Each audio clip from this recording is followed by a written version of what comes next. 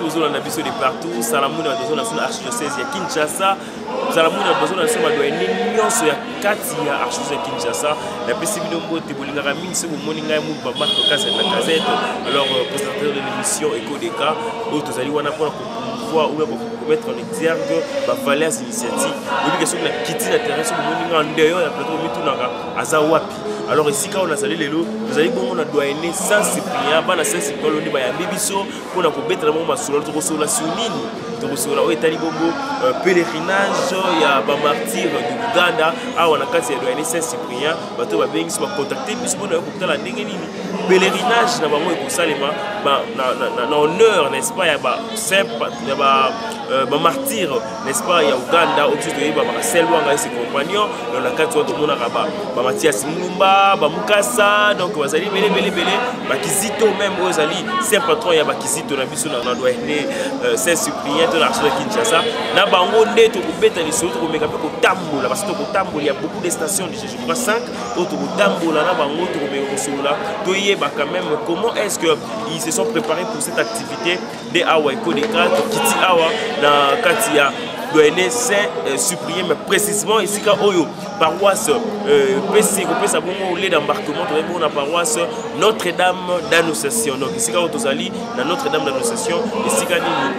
nous besoin na sima ngai bien sûr nous besoin na bana bazai ko se préparer ba ko sala invocation n'est-ce pas il y a ba centre pour na kembisa n'est-ce pas ko tambola na bango demno se boyebi na bara bien na utakawa tenga utaka musika na Chine kitimba la morawa pour na ko sala na bino to couvrir élément oyo alors merci mingi na ba tout soutenir la mission de loin tout ba soutenir ko les cas na musika na pesi bino mbote magé oya biso donc abe Michael Bouanga la pesi mbote papa Asejo Nikofo la pesi pe mbote ce que sur la ndanga ya mulumba donc car mon compagnon d'élite la pesi mbote ce que sur la ndanga alors na bisi bino to ye a bon couvrir élément oyo pèlerinage il y a doyenné Saint Cyprien ça mi bongo na ba paroisse belé bon ko lelo ils ba paroisse belé mais si comme ça yé pour la kisabino ils allaient à la paroisse Saint Cyprien mais c'est là to remeka pe ko solo la ba organisateur il y a activité oyo ko beta bon moi les autorités comment est-ce que va organiser pourquoi et tout qui bon le 3 juin ils allaient partir de Uganda tout ça mais les le c'est plus comme ça la raison ils allaient paroisse ni oui ça ici doyenné Saint Cyprien et ça existe la paroisse mine combien de paroisses au Mukomolelo et tout mais ko solo ngona papa Aso Stani wazali bongo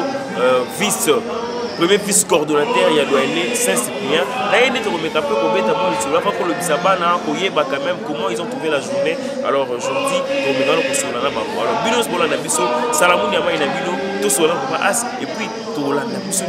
sur la boulaye babi bandi tisuka to me rolanda ngo en direct na émission oyo Echo des cas on a la poste pour joindre biso bien c'est to ya na paroisse to ça to ça la na doyenné Saint Cyprien contactez-nous à travers le numéro affiché bas les gosses dans le tour de solo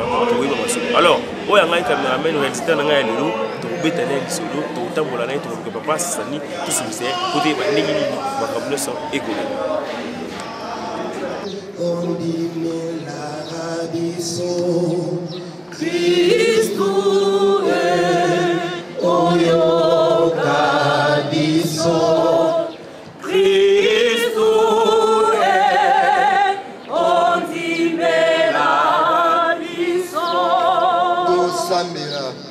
et mokonzi nzambe wa biso olingaki te makilama ba martiro mazala lokola mbuma e kobota ba Kristu basika awa Santo Charles Lwanga na baninga baye bakufaki po ya kombo ya Kristu salisa eklesia pote ebotela yo bana ebele tokobonela bongo nzambe ya Yesu Kristu mokonzi wa biso obileko biso seko. Voilà, les nébusés qui viennent tout comme les capes pour cela, n'a pas responsable. Il y a doyenné parce que bah y a Canada quoi, parce que y a Canada quoi, bah faut y bah à côté de la rate, mais la rate, mais nous ne savons pas la kuna. Il y a un faut que ça la tombe y la carte y a Canada quoi. Il s'agit bien de papa Asso Stani, ou Azali Bongo vice, premier vice coordonnateur, il y a doyenné Saint Cyprien tout comme pour cela. Au Italie quand même pèlerinage où on va organiser. Deux bâtis dans les moments ils allaient. Est-ce qu'ils avaient quand même raison de l'organiser quand même? Ils avaient raison peut-être on s'en avait qu'à pèlerinage. Il y avait pourquoi pas bah ça baponi activité mosusu te que pèlerinage na papa Asostani ozali vice premier vice coordonnateur excusez-moi il y a doyené Saint-Cyprien na yende tokomeka mpe koyeba yango alors papa Asostani santé ça va alors makasi ko dona na bayo ko susu malamu est-ce que santé vous oui santé za malamu mais actuellement on est au Touba et on a doyené Saint-Cyprien d'abord en soi on doit aider Saint-Cyprien et regrouper ma paroisse et puis tous allez la commune merci beaucoup Yamouluma pour la question. Saint-Cyprien et Joami na commune Ngalema là doit aider moko et banaka liboso na format ya 12 paroisses et na né oyo de papa Cardinal azwaki ndingisa yango ba kokabola yango doit aider comme Saint-Cyprien doit aider format ya sika avec 6 paroisses. 6 paroisses donc 6 paroisses ni bazali na biso awa pour ça na ba opération dans la 6 paroisses awa dans la paroisse Saint-Cyprien ya Momoko dans la paroisse Saint-Gavira dans la paroisse Saint-Sébastien dans la paroisse Saint-Comé-Damien dans la paroisse Saint-Moukassa et dans la paroisse Notre-Dame de l'Annonciation. Ce sont les 6 paroisses pour regrouper doyen Saint-Cyprien pour tout dans la pour tout ça dans pèlerinage. Voilà, tu as vu que date ya martyr ya Uganda le 3 juin nde tokomemora liwa ya bango ba martyr. Alors pour la ligne du Bomeki osalaki yango kaka date wana te bomemi yango le dimanche. Merci beaucoup pour la motuna. Normalement fête ya martyr ya Uganda est le 3 juin. Le 3 juin est retombé ezalaki pendant la semaine. Bana baza na classe bato ya misala bazali nde sikoyo na mabongisi mpe ya diocèse nde tolanda sur diocèse apesa so calendrier te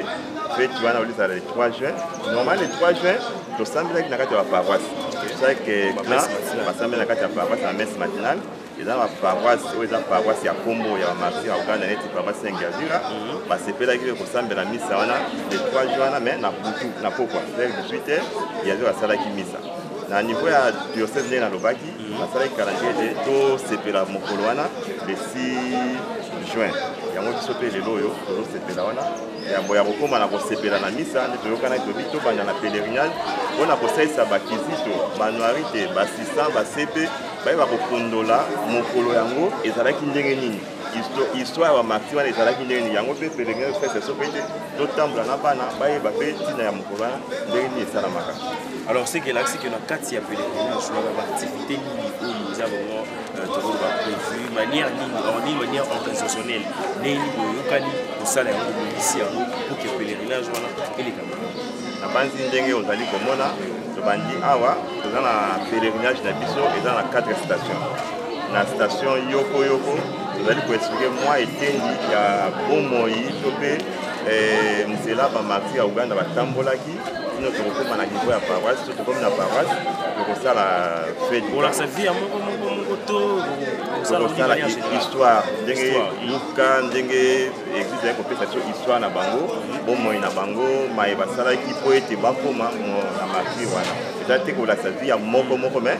mopendo moye bango nyonso basalaki le 22 martyr wana nde batambolaki ndenge mpe tokolakisa bango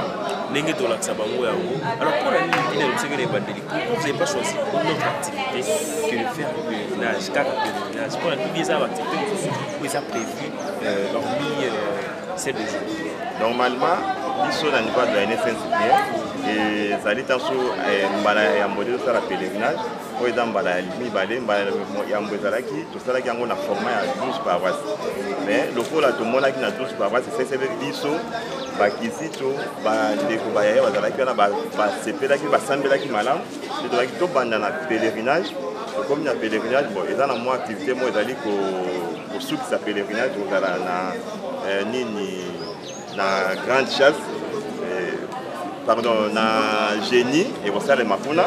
soki ngongo ekopermettre parce que tomoni mpe ngongo komo obendana nde tokosukisa na misa makembo misa makembo kozala na paroisse na paroisse tozokotambola tobandi na paroisse Notre-Dame de l'Annonciation esika tozali totamboli ti tokomi na paroisse Saint-Moukassa kuna tokosambela misa na bakizito banoiri te puis bakristo bakozala mpe kuna mpona kosalisa kosalisa biso na mese wana lokola carte principale ya mese na mese wana toza na sango na biso oyo azali mapera na biso ye moto akosalisa mese abe Gérard Abbé Gérard Paka, il y a ça la mise. Alors vous avez quand même prévu par rapport à la gestion des barrières, et il y a une prévention. Par rapport à la gestion des barrières, tout ce qui est parce que troisième vague est. Merci beaucoup. On a fait tout le monde pour le banc, on peut prendre le ça va dérouler. Le livre ça qui va moi déjà qui est en Bakoya, on peut d'avoir une prévoir ni cache-nez, à prévoir un peu de temps là, on a tout na botam on a biso pour respecter la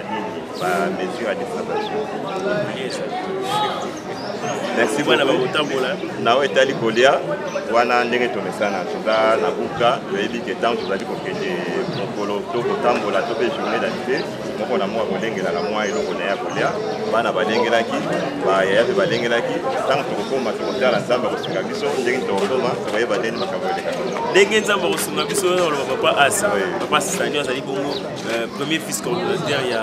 doyené Saint-Cyprien tolobaki toza awa ekodeka la grande équipe ya ekodeka tozali awa mpona kopesa promotion la promotion des activités initiatiques. C'est ça notre mission, mettre en exergue les valeurs initiatiques. Il y a une marque, il y a une donc la pression par rapport à l'organisation et à l'activité. Bino doit aider au Tika Liwana. Pour aller beaucoup ça le cours à côté, pour bien expliquer qui taper. Que ce soit tu vas quand même une activité ça ne va pas passer. Tu dis que moi mon kébé, tu dis que vous battez, tu vous avez des sous. On a au Italie toujours concernant les débutantes de la activité où il y a. Alors tout ce qu'on a ça peut être Mukasa le 20 très bien. Azali Bongo deuxième vice coordonnateur n'est-ce pas? Il y a doyené Saint-Cyprien, papa Snaïb par rapport à l'activité. On a vu que les gens ont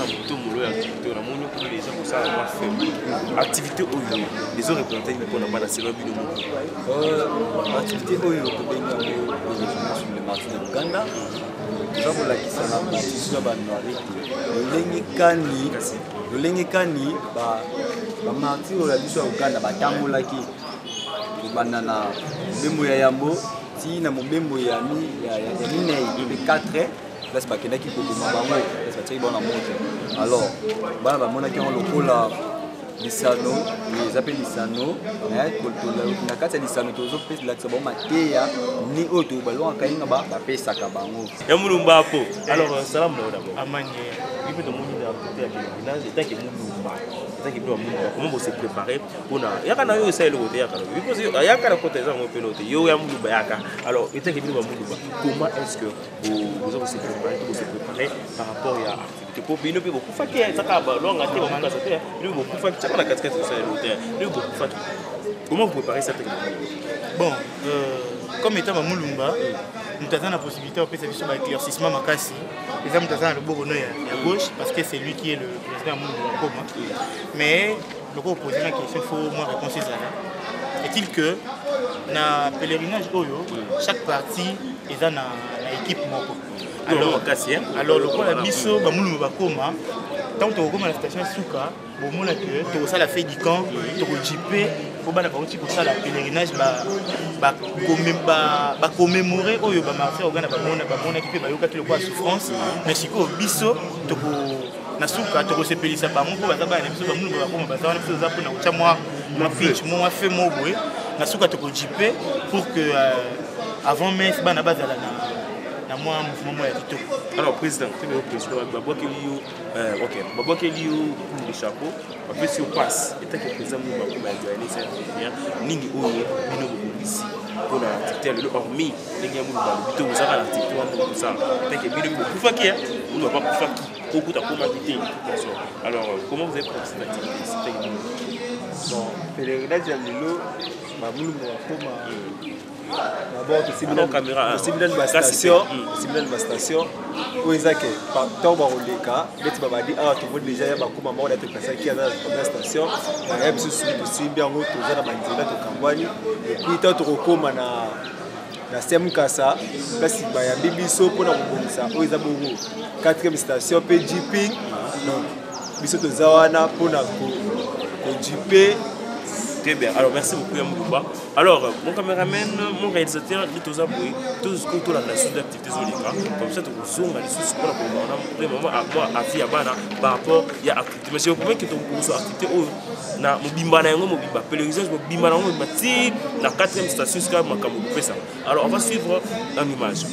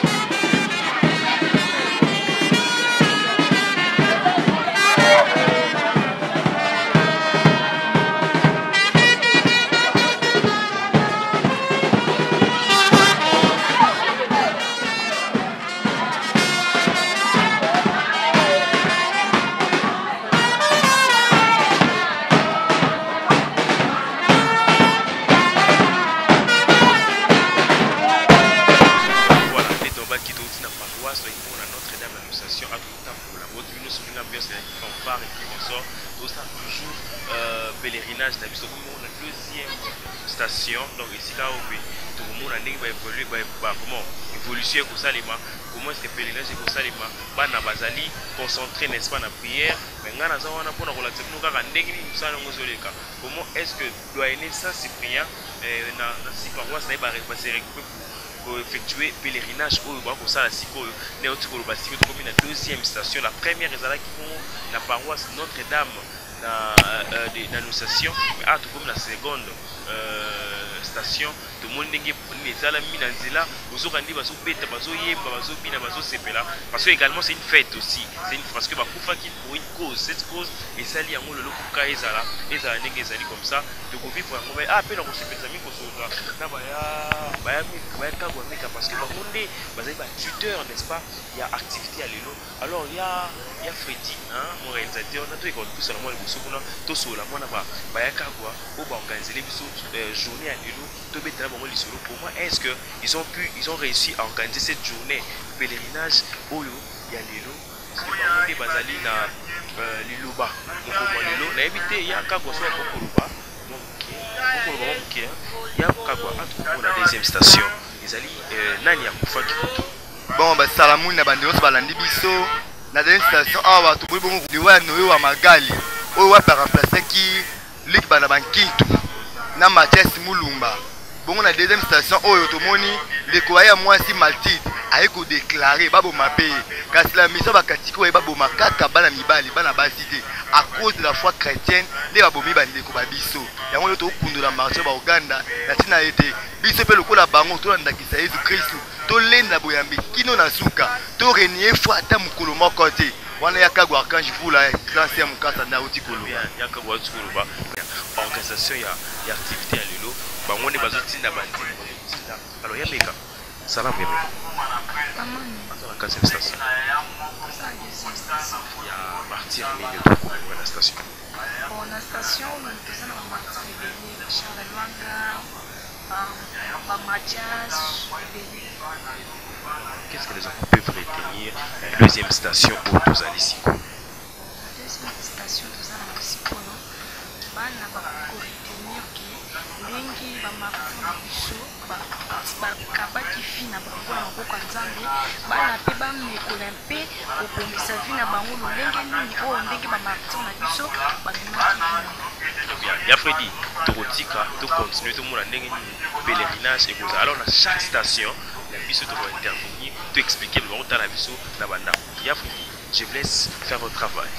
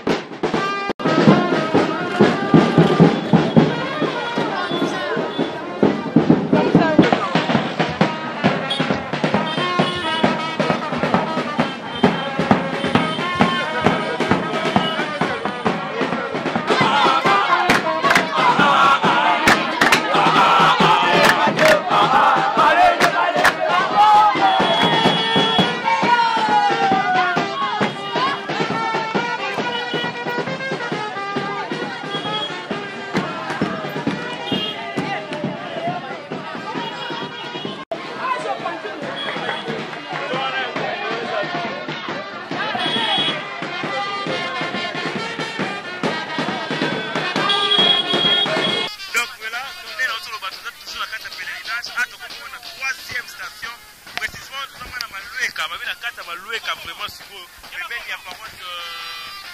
Saint-Mukasa esika wapi pèlerinage continuer troisième station pour voir comment est-ce que la foule est motivée bana baza motivé bakato est motivé et kokembisa toujours pèlerinage ya martyr de Lukanda bamartyr ya Lukanda bandeko bakufaki bazalaki basepeli kotumbama na moto na cause de la foi yango bandimaki bakufa alors yango wana Saint-Cyprien doyene Saint-Cyprien basepelaki bokosala bongo pèlerinage na bango alors na moment nazomona troisième station yebi baye totika yango likolo awa na troisième awa babi tozamona malweka précisément pembeni kaka ya paroisse Saint-Mukasa esika wapi bakosala bango chute na bango alors on va essayer encore de reparler avec un encadreur ici na troisième station awa qu'est-ce qui est prévu? Bon, salamuna bandeko balandi biso bachalo bape de Christ tokomi na troisième station tobengi bongo mingo wapi tokomona liwa ya leki bana bankintu Atanas Bazuketa tomoni bongo Mathias Mulumba Ponso Ngondwe pe André Kagwa o wapi azalaki bongo moyembi to pe mobeti fanfare ndako ya la Palais Royal pour la station et de la Sabana le Sambo. Quand c'est un groupe qui s'en nourrit, nous avons un héros qui s'appelle Kagwa Mega qui s'occupe de la matière spiritualité pe la Sabana le nya koyembe la nzambe chant religieux na moi Sabana nyonso na matière ma yabiso to pesaka Sabana lenge nini koyembe la nzambe ko sembela mbala ibale lenge santo destino ala kisibiso na pèlerinage ya lelo tomoni bongo lolenge nini bana bayi motivé na kolanda mateya ko comprendre pe kolanda kisa André Kagwa yango bomoni tina ina tolobe fanfare ezo kobeta po mate André Kagwa abane koyemba na fanfare to be lokole na yango tina tolasi bana na kisa wana losambo na biso nde ekomata pe tomeka martyr o ba Uganda lolenge kani babande kobanga nzambe baboyi oyo tobengi l'homosexualité pa ya roi baboyi yango etote ya bana ete bango mpe ata komikaka tano tomoni monde ya lelo mabe ekoti mingi homosexualité ekoti tro na bana mibali bango bapede balesibienne mais tolakisa bana ke Yesu Kristu aboyi bamima bosoni baimpureté quand tomoni na biso la pureté na propre femme tei bana pureté tote ya bana batika bosoto losambo nde emata pe topamba te Yesu Kristu asengi bopeto salamuna baso ya Kagwa kashi pour la classe ya Mukasa.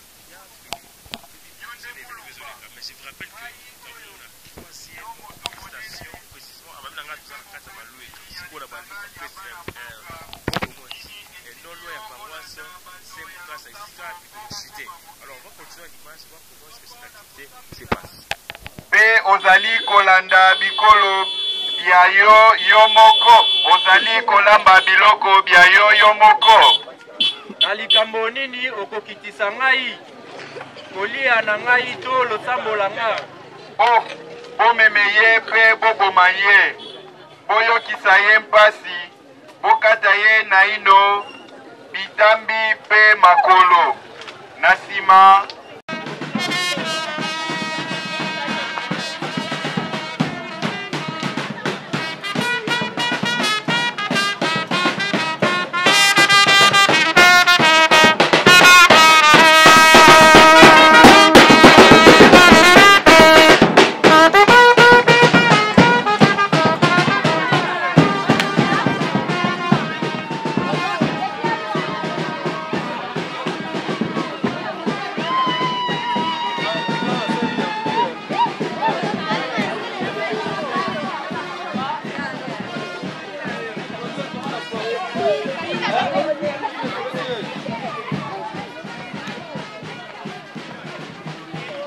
Voilà, donc déjà, qu'est-ce qui ne finit pas? C'est la dernière partie à pèlerinage Oyo. La dernière partie, on arrive à la fin. Et la quatrième station, alors donc comme ici, de Rosangana, et c'est quand même ils vont fêter. Autour il y a moto, et c'est quand même ils ont. Mais après toute chose, la joie doit exister. C'est le fait que par rapport à l'activité à l'élo, on va aussi parler avec quelques anouarites ou les Kizito qu'on retrouvera pour mieux parler, nous expliquer qu'est-ce qu'ils ont retenu par rapport à l'activité Oyo, qu'est-ce qu'ils ont pu retenir par rapport à l'élo. Donc, tout ça, oh, bah ça, ah, alors, Kizito, salam. Amani. Tout ça, quoi. Tout pèlerinage. Ah, lundi pèlerinage, madame. Qu'est-ce que toi tu as retenu dans le temps au quotidien? ana ye kokutana monaki tozalaki na 3e station place balobaki tokutaki 3 martyrs oyo babomaki Mathias Mulumba, Atanas Basekuketa, si je me trompe pas, mosusu nde nabosani nde à partir wana mwa makeyele ezalaki tokuta eloko nini nani bamartyr nini oyo oyebi oyo kanga na mutu na yo? Eza mwa ebele nakoki otanga naza Mathias Mulumba, Atanas Basekuketa, Mulumba Kiwawanjo, Kizito Yemoko, Ngondo Potien. Voilà, et ça il est plus. Comprenez qu'on est en direct, il y a quand il y a je dirais l'école, hein, il y a pour moi c'est Mukasa et si puis la dernière station sera faite et si puis bana ba otiko tambo et d'autres la sabino bana batamboli makasi mais siko to komi na suka et là on y est ici la raté to komi na suka et si puis ba la dernière station avant que va se rendre na paroisse et si puis mais c'est ko salema mais c'est amené moi ko salema et ba ko kundo la siko mais moi so ba anori c'est ça un peu c'est tout seulement que salam Amani yo anori c'est nan Émérance to tu vois puis to tamboli zaki vraiment ni to aussi na pèlerinage yani il y a ba martyr ya Uganda. Qu'est-ce que tu as retenu na pèlerinage yo retenu ni na pèlerinage balakisi biso ndenge ba martyr batambolaki pe ndenge basufaki et puis tomba bwakaki bango na moto. Qu'est-ce que tu peux tirer comme leçon par rapport à l'histoire de Babete Libino étant que yo anuarité ni yo ko tirer comme leçon? Leçon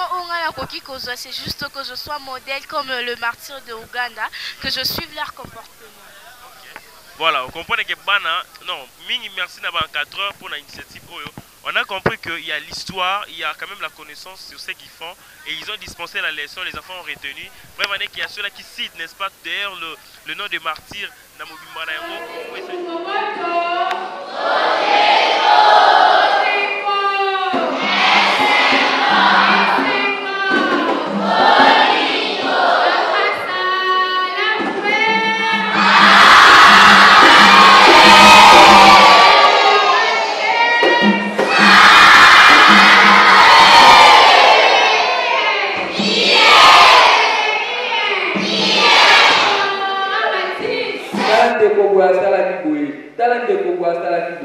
Qu'est-ce que toi tu as fait quand tu as appris ça? Est-ce que tu as fait d'abord cet effort? Il y a de accompagner. Est-ce qu'au même qui est et pas pour la dossier d'ailleurs, tu sautes directement voir les mapes? Ça c'est pour briser les étapes. Ce qui a solo ligi monika wayo, il y a solo ligi groupe kana motema mobimba. Tant qu'on moni que quoi, ça nous traverser par moment de souffrance, kotika et mon côté. Quand on traverse des moments de souffrance, seule la souffrance devient encore très grave. Parce que quand on a dit qu'on traverse des moments de souffrance, au comment la souffrance soit comme éphémère. Il y a quoi là, il y a des gens qui solo et qui ont régné la carte de groupe. Tant qu'on a dit qu'on a moninga la passe, salisaye. Vous allez comprendre moninga la souffrance, salisaye kotika ye côté. Tant que mon ake ba marcho ba Uganda, ba dime beaucoup fa ba monyon sur l'istanga. Ba diga que dans la temps de la souffrance, ba allez toujours pour s'encourager. Prenons courage, ça la boue. Et zalé wana steke na biso pe to kwa bonsoir yango. Et voilà donc tout est bien qui finit bien nous souhaitons que nous se bandez zarane bandeli pezara na suka na ngaya marque kaza di la casette na mu marque na ngina plaisir on a vu bandeli à pèlerinage au depuis la paroisse Notre-Dame d'Annonciation ti siko to comme la paroisse Semuka sika puis messe ou ko salema et sika makambole ki to bomoni yango na image comment est-ce que la messe s'est déroulée. Il y a eu 4 stations pour rappel et ti to ko suka la dernière station zaki awa na paroisse Semuka ça et sika puis messe ko ça et ça pour les macamnos qui est malade parce qu'après la messe c'est la grande prière par excellence, vous le savez tous. Il y a un peu de TikTok beaucoup Nzambe, il y a un moni messe tout ça. Merci de balandi biso, merci de la confiance beaucoup ça biso. Soko lingo zo biso, comment la biso na page oya biso hein Eco DK et puis s'abonner massivement na chaîne biso Eco DK TV mais qu'on a biso na RTC na ngonga ya 11h30 et puis rediffusion dimanche à 15h on nous biso. Vous avez bon la paroisse na doyenné j'allais dire na doyen Saint-Cyprien et c'est que ça la pèlerinage il y a messe ba martyr il y a Luganda et de la tina bana comment est-ce que ba martyr biso ba kufa ki batika kibiso pour avec la même ambiance mingi merci pe naya loanga Freddy ndosala basim bilili we sali ki ngala makitoko na bandaku ezali bongo grâce ya luanga po yi bazali en 14 lokola nga ya luanga Freddy alors tukutani mokolo ekolanda bye bye.